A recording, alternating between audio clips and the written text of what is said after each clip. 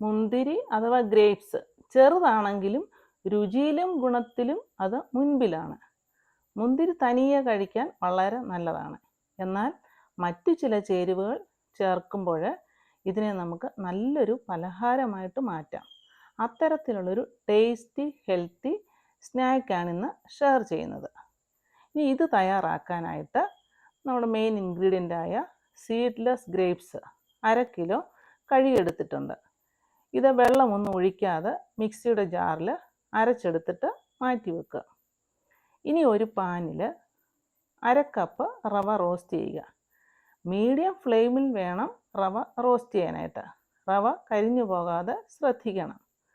1 മിനിറ്റൊക്കെ റോസ്റ്റായി കഴിയുമ്പോൾ ഇതിലേക്ക് 1/2 കപ്പ് ചിരകിയ തേങ്ങ കൂടി ഇട്ട് ഇളക്കണം.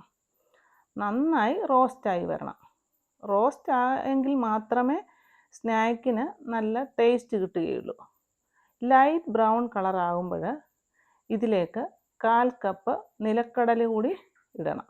അതിൻ്റെ കൂടെ തന്നെ 3-4 ഏലക്കായും അതുപോലെ 1 ടീസ്പൂണ് ചെറിയ ജീരകവും എല്ലാം കൂടി ഇട്ട് വീണ്ടും ഇളക്കിയിട്ട് റോസ്റ്റ് ആക്കുക. ഞാനിവിടെ എടുത്തിരിക്കുന്ന നിലക്കടല ഓൾറെഡി വറുത്തതാണ്. എങ്കിലും ഒന്നുകൂടി ചൂടാക്കണം. നിലക്കടല വറുത്തതല്ലെങ്കിൽ സെപ്പറേറ്റ് ആയിട്ട് വറുത്തെടുക്കണം.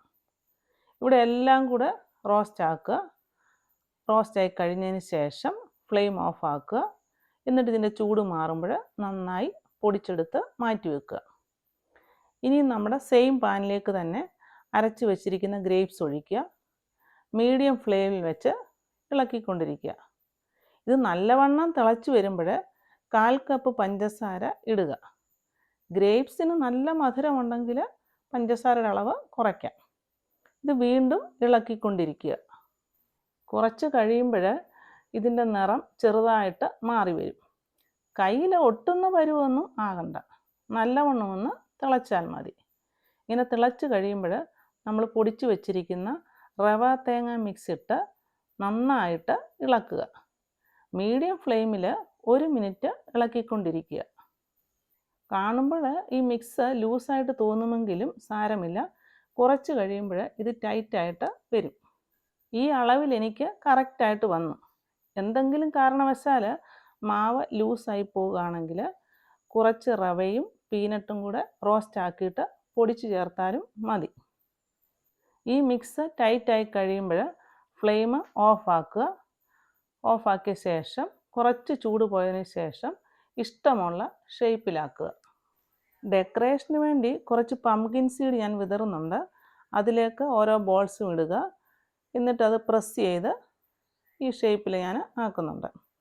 വളരെ ടേസ്റ്റിയും ഹെൽത്തിയുമായ പലഹാരം തയ്യാറായി.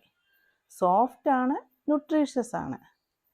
ഗ്രേപ്സ് ഒക്കെ ധാരാളം ലഭിക്കുന്ന സമയങ്ങളിൽ ഈ തരത്തിലുള്ള സ്നാക്കുകൾ ഉണ്ടാക്കി നോക്കുക. തീർച്ചയായിട്ടും ഇഷ്ടപ്പെടും. കുട്ടികളും മുതിർന്നവരും ഒരുപോലെ ഇഷ്ടപ്പെടുന്ന ഈ സ്നാക്ക് നിങ്ങൾക്ക് ഇഷ്ടമായെങ്കിൽ ലൈക്ക് ചെയ്യാൻ മറക്കരുത്. അടുത്ത ഒരു നല്ല വീഡിയോയുമായി കാണുന്നത് വരെ ഹാവ് എ നൈസ് ടൈം.